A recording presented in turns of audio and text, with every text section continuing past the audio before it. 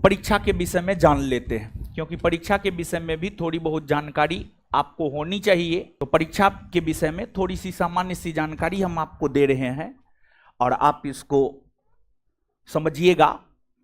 पहली बात तो यह है कि अगर आपके बिहार एसआई बनने की जर्नी की अगर हम बात करें तो इसमें सबसे पहले होता है प्रीलिम्स का परीक्षा। सबसे पहले प्रीलिम्स का परीक्षा होता है और प्रीलिम्स जब पास करते हैं तब आपको मेंस का एग्जाम होता है और मेंस जब आप पास करते हैं तब आपका फिजिकल होता है। तब फिजिकल होता है और फिजिकल के बाद जो है आपका मेरिट आता है। कुल मिलाकर के अगर देखा जाए तो आपको 3 गेट पास करना होता है। पहला गेट प्रीलिम्स का होता है, प्रीलिम्स, और फिर दूसरा गेट मेंस का होता है और तीसरा फिजिकल। और तीनों चीज में अगर आप क्वालिफाई हो जाते हैं तभी जाकर के आप एसआई बन पाते हैं, सब इंस्पेक्टर जो है आप बन पाते हैं। और एसआई के पेन में बहुत पावर होता है, वो किसी के जिंदगी को बना भी सकता है और किसी के जिंदगी को बिगाड़ भी सकता है। तो खैर आपका सफर तो आज से शुरू ही हुआ है और प्रीलिम्स पास करना कोई बड़ी बात नहीं है, मेंस पास करना भी कोई बड़ी बात नहीं है, फिजिकल पास करना भी कोई बहुत बड़ी बात नहीं है। बड़ी बात है आपको मेरिट में आना, बड़ी बात है फाइनल सिलेक्शन लेना, समझ गए। और फाइनल सिलेक्शन लेने के लिए जो है काफी एकाग्रचित होकर के आपको काम करना पड़ेगा, काफी अधिक एकाग्रचित होकर के काम करना पड़ेगा। और आप हमेशा इस बात को याद रखिएगा, सफल होने वाले लोग कोई अलग काम नहीं करते हैं बल्कि उसी काम को अलग तरीका से करते हैं, इसी वजह से लोग सफल हो जाते हैं। तो अगर आपको सफल होना है तो आपको पढ़ना सिलेबस ही है। देखिए, जो सफल होता है वो भी सिलेबस ही पढ़ता है और जो असफल होता है ना वो भी सिलेबस ही पढ़ता है, लेकिन थोड़ा अलग करना पड़ेगा। क्योंकि जो नोटिफिकेशन आता है उसे हम सिलेक्शन की प्रक्रिया नहीं मानते हैं बल्कि उसे हम छटनी की प्रक्रिया मानते हैं, छटाई की प्रक्रिया होती है। प्रीलिम्स में कुछ को छांटा जाता है, मेंस में कुछ को छांटा जाता है, फिर फिजिकल में कुछ को छांटा जाता है। तो वो छटनी की प्रक्रिया है एक प्रकार से कहिए तो आप। तो और अगर आप हर चीज में परफेक्ट बैठ जाते हैं तब जाकर के आपका जो है फाइनल सिलेक्शन होता है। तो प्रीलिम्स में, मेंस में और फिजिकल तीनों निकलने पर बहुत हाय तौबा मचाने की जरूरत नहीं है। जब मेरिट में नाम आ जाएगा तब हाय तौबा मचाइएगा, नहीं तो लोग आप ही के विषय में पूछेगा कि प्रीलिम्स में रिजल्ट के बाद बहुत उछल रहा था, मेंस में उछल रहा था, इसके बाद जो है फिजिकल में उछल रहा था। तो यहां पर समझ गए, यहां पर उछलना है, यहां पर जो करना है कीजिए ना। मेरिट बन जाने के बाद जो करना है एकदम नंगा नाच कीजिए आप, कोई दिक्कत ना है, लेकिन उससे पहले नहीं, समझ गए। और गंभीरता से काम करना है और तैयारी के दौरान जो है आप में गंभीरता रहनी चाहिए। और अगर आप में गंभीरता नहीं है तो फिर दिक्कत है और भारी दिक्कत है। तो थोड़ा बहुत परीक्षा के विषय में जानिए। परीक्षा जो आपको होता है इसमें सबसे पहले आप उम्र जानिए, उम्र जानिए। उम्र की अगर हम बात करें तो जनरल कैटेगरी में मेन की अगर आप बात करेंगे यानी पुरुष की अगर आप बात करेंगे तो मिनिमम उम्र 20 वर्ष और मैक्सिमम उम्र 37 वर्ष। और ओमेन यानी महिला की अगर हम लोग बात करें तो इसमें जो है आपको जनरल कैटेगरी में मिनिमम उम्र 20 वर्ष और मैक्सिमम उम्र जो है आपको 40 वर्ष, मैक्सिमम उम्र आपको 40 वर्ष जनरल कैटेगरी में। तो जनरल कैटेगरी पुरुष मिनिमम 20 वर्ष, मैक्सिमम 37 वर्ष। जनरल कैटेगरी की महिला मिनिमम 20 वर्ष, मैक्सिमम 40 वर्ष। इसके बाद ओबीसी और ईबीसी दोनों, ओबीसी एंड ईबीसी दोनों कैटेगरी में अगर आप आएंगे तो पुरुष पुरुष मिनिमम उम्र 20 वर्ष और मैक्सिमम 40 वर्ष। और यहां पर महिला की अगर हम लोग बात करेंगे तो महिला भी मिनिमम 20 और मैक्सिमम 40। यहां पर पुरुष महिला सेम एज इट इज है। और इसके बाद एससी और एसटी कैटेगरी की बात करेंगे, एससी और एसटी कैटेगरी की बात करेंगे तो इसमें पुरुष और महिला की अगर आप बात करेंगे तो यहां पर भी सेम है। और यहां पर पुरुष जो है मिनिमम 20 वर्ष मैक्सिमम 42 और महिला भी मिनिमम 20 और मैक्सिमम 42। ये उम्र के विषय में हम आपको बता रहे हैं, ये उम्र का तकाजा है। और आप अपना देख लीजिए आप किस कैटेगरी में आते हैं और आपका उम्र इससे ज्यादा तो नहीं ना है, हमको तो नहीं लगता है इससे ज्यादा होना चाहिए।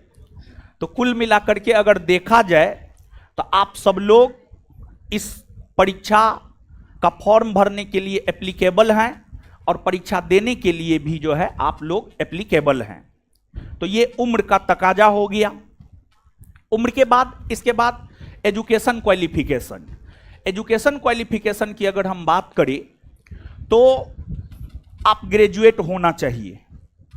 आप ग्रेजुएट किसी भी सब्जेक्ट से हैं, आप मैथ से हैं, आप फिजिक्स से हैं, आप हिस्ट्री से हैं, आप ज्योग्राफी से हैं, कोई फर्क नहीं पड़ता है, सिर्फ आप ग्रेजुएट होना चाहिए। इसके बाद थोड़ा सा शारीरिक भी जान लीजिए आप। हाइट को लेकर के मेन हाइट को लेकर के एक इश्यू रहता है और हाइट में जानकारी को लेकर के बड़ी ये रहता है। तो हाइट को लेकर के आप जानिए। एक तो महिला की अगर हम बात करें तो महिला किसी भी कैटेगरी की हो 155 सेंटीमीटर हाइट चाहिए। 155 सेंटीमीटर किसी भी कैटेगरी की महिला हो, जनरल हो, ओबीसी हो, ईबीसी हो, एससी हो, एसटी हो, किसी भी कैटेगरी की महिला हो, हाइट 155 सेंटीमीटर। लेकिन पुरुषों की अगर हम लोग बात करें तो पुरुषों में थोड़ा सा अंतर है। पुरुष में थोड़ा सा अंतर क्या है कि जनरल और ओबीसी कैटेगरी के पुरुषों का न्यूनतम हाइट होना चाहिए 165 सेंटीमीटर। और इसके बाद ईबीसी, एससी और एसटी तीनों कैटेगरी के पुरुषों का मिनिमम हाइट होना चाहिए 160 सेंटीमीटर। 160 सेंटीमीटर। तो महिला में 155 सेंटीमीटर किसी भी कैटेगरी की हो, पुरुष में जनरल ओबीसी 165 सेंटीमीटर कम से कम, और ईबीसी, एससी, एसटी जो है 160 सेंटीमीटर हाइट जो है पुरुषों का होना चाहिए। तो उम्र हमने आपको बता दिया, एजुकेशन क्वालिफिकेशन हमने आपको बता दिया और साथ ही साथ जो है यहां पर हाइट भी हमने आपको बता दिया। इसके बाद आपको फिजिकल के विषय में भी थोड़ा सा जानकारी हम आपको दे देते हैं। लेकिन फिजिकल के विषय में जानकारी लेने से पहले आप इस बात को जानिए कि सबसे पहले तो प्रीलिम्स पास करना पड़ता है, फिर जो है आपको मेंस पास करना पड़ता है और उसके बाद जो है आपको फिजिकल देना होता है। तो यहां पर फिजिकल के विषय में पहले बताते हैं, फिर प्रीलिम्स और मेंस के विषय में बताएंगे, या फिर थोड़ा सा प्रीलिम्स मेंस को जानिए। देखिए प्रीलिम्स के परीक्षा में प्रश्न थोड़ा बहुत सिलेबस से हटके भी रह सकता है और यही वजह है कि प्रीलिम्स थोड़ा टफ माना जाता है। और बात अगर हम लोग मेंस की करें तो मेंस में अकॉर्डिंग टू सिलेबस, मेंस की अगर हम बात करें तो मेंस में जो है प्रश्न अकॉर्डिंग टू सिलेबस रहेगा। मेंस में इधर उधर से प्रश्न नहीं रहता है, लेकिन प्रीलिम्स में इधर उधर से थोड़ा बहुत प्रश्न रहता है। तो ठीक है। और कुल मिलाकर के देखिए, अगर आपको परीक्षा पास करना है, सिलेबस पर अच्छी पकड़ आपको बनानी होंगी। और प्रीलिम्स और मेंस का सिलेबस लगभग सेम है, थोड़ा बहुत अंतर है। और जो थोड़ा बहुत अंतर है, थोड़ा बहुत अंतर जो है आपको क्या है वो अंतर हम आपको बता दे रहे हैं। प्रीलिम्स में जहां करेंट 15 के आसपास पूछता है और मैथ रीजनिंग जो है 5-6 के आसपास पूछता है, वही मेंस में क्या करता है, मेंस में मैथ रीजनिंग को 20 के आसपास कर देता है और करंट को 5-6 के आसपास कर देता है। पहले तो करंट पूछता भी नहीं था, लेकिन अब नया ट्रेंड आया है और नया ट्रेंड में मेंस में भी जो है करंट पूछना शुरू कर दिया है, करंट पूछना जो है आपको शुरू कर दिया है। तो आप इस बात को अपने दिमाग में जाने दीजिएगा अच्छे से, नहीं तो आप ये मत सोचिएगा कि प्रीलिम्स का अलग सिलेबस है और मेंस का अलग सिलेबस है। नहीं, जो सिलेबस प्रीलिम्स का है वही सिलेबस मेंस का भी है, जो सिलेबस प्रीलिम्स का है वही सिलेबस मेंस का भी है। बस अगर फर्क है तो क्वेश्चन पूछने में फर्क है। प्रीलिम्स में करंट का वेटेज ज्यादा रहता है, प्रीलिम्स में करंट का वेटेज ज्यादा रहता है और मैथ और रीजनिंग का वेटेज कम रहता है। और मेंस में करंट का वेटेज कम रहता है और मैथ और रीजनिंग का वेटेज ज्यादा रहता है, मैथ और रीजनिंग का वेटेज ज्यादा रहता है। प्रीलिम्स और मेंस में फर्क यही होता है, प्रीलिम्स और मेंस में फर्क यही होता है।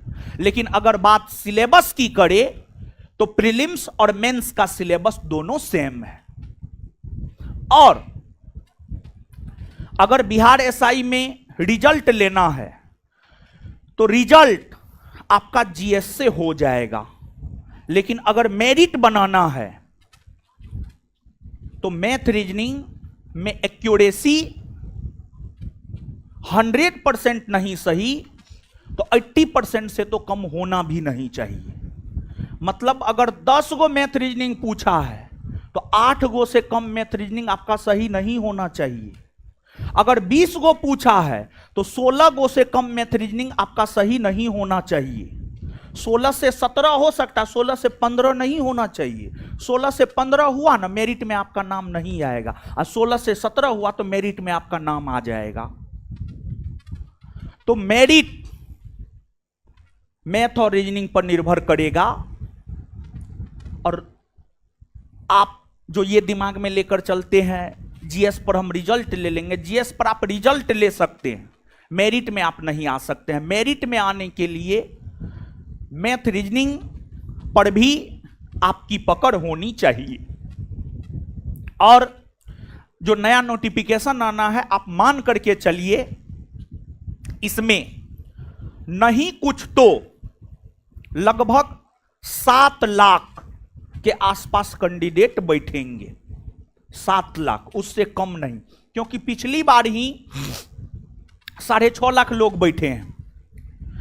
जब से वैकेंसी बिहार एसआई का 2018 से लगातार आना शुरू हुआ है, 2018 में जब वैकेंसी 1717 पोस्ट के लिए आया था तो उसमें मात्र 2.5 लाख लोग बैठे थे, मात्र 2.5 लाख। और जैसे जैसे बढ़ता गया टाइम वैसे वैसे कैंडिडेट की संख्या बढ़ती गई और लास्ट वैकेंसी में 6.5 लाख के आसपास लोग परीक्षा में बैठे हैं। तो ये जो आने वाला वैकेंसी है इसमें आप मिनिमम मान करके चलिए 7 लाख के आसपास लोग परीक्षा में बैठेंगे। और प्रीलिम्स में जितना सीट होता है उसका 20 गुना रिजल्ट देता है। 2000 सीट है तो 2000 का 20 गुना रिजल्ट प्रीलिम्स में देगा। प्रीलिम्स के बाद आपको मेंस होगा और प्रीलिम्स में जो बच्चा का रिजल्ट होगा वो अपने आप में क्रीम होगा। प्रीलिम्स के बाद मेंस होगा और इस बार तो प्रीलिम्स के बाद मेंस में समय भी नहीं दिया, मुश्किल से 1 माह का समय दिया। तो आपको जो भी तैयारी करना है, अब 1 माह में आप क्या कर सकते हैं? 1 माह में आप पूरे सिलेबस को पढ़ नहीं सकते हैं, लेकिन 1 माह में पूरे सिलेबस का आप रिवीजन जरूर कर सकते हैं। 1 माह में पूरे सिलेबस का आप रिवीजन निश्चित तौर पर कर सकते हैं। तो कहने का मतलब यह है कि जो भी तैयारी करना है प्रीलिम्स के दौरान ही आपको कर लेना है। मेंस के दौरान तैयारी नहीं, बल्कि मेंस के दौरान आपको रिवीजन करना है। मेंस के दौरान तैयारी नहीं बल्कि मेंस के दौरान आपको रिवीजन करना है। और इस बार तो लोकसभा चुनाव के कारण फिजिकल में समय मिल गया, लेकिन जो आने वाला वैकेंसी है, अगर चुनाव नहीं रहा तो आपको फिजिकल के लिए भी बहुत ज्यादा समय नहीं मिलेगा, मुश्किल से 1 माह समय देगा।